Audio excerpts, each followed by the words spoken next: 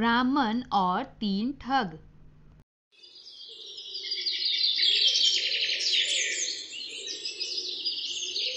एक गांव में दीनदयाल नाम का एक ब्राह्मण रहता था।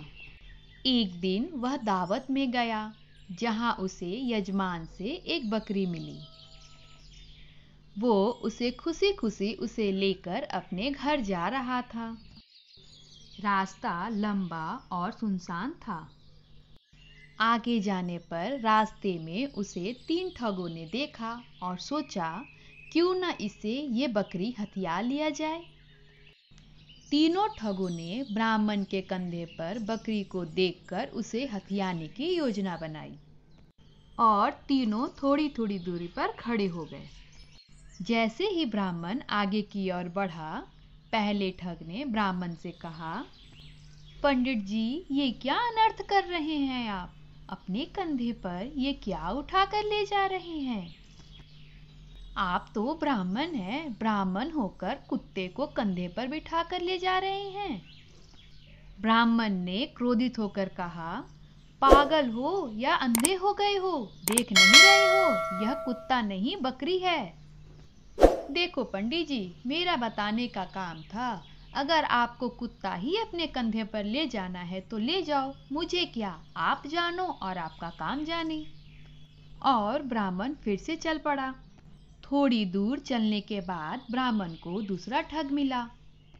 उसने ब्राह्मण को रोककर कहा, पंडित जी, ये क्या हो गया है आपको? ब्राह्मण होकर कुत्ते को कंधे पर लाद के ले जा रहे हो। उच्च कुल के लोगों को यह शोभा नहीं देता। पंडित जी उस पर भी गुस्सा करके आगे बढ़ गए। आगे जाने पर उन्हें तीसरा ठग मिला। उसने भी ब्राह्मण को टोका और कहा, इस गधे को अपने कंधे पर बिठाकर कहाँ ले जा रहे हो ब्राह्मण? अब तो ब्राह्मण घबरा गया और उन्हें लगा यह कोई जरूर मायावी जीव है जो बार बार रूप बदल रहा है, वरना इतने सारे लोग तो झूठ नहीं बोलेंगे। थोड़ी दूर जाकर ब्राह्मण ने बकरी को अपने कंधे से उतारा और वहीं छोड़ दिया और आगे बढ़ गए।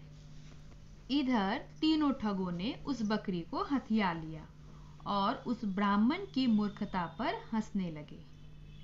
इस कहानी से हमें यह सीख मिलती है, किसी के द्वारा बोले गए नकारात्मक बातों पर विश्वास करने से पहले उसकी परख जरूर करनी चाहिए और हमें अपने विवेक से काम लेना चाहिए।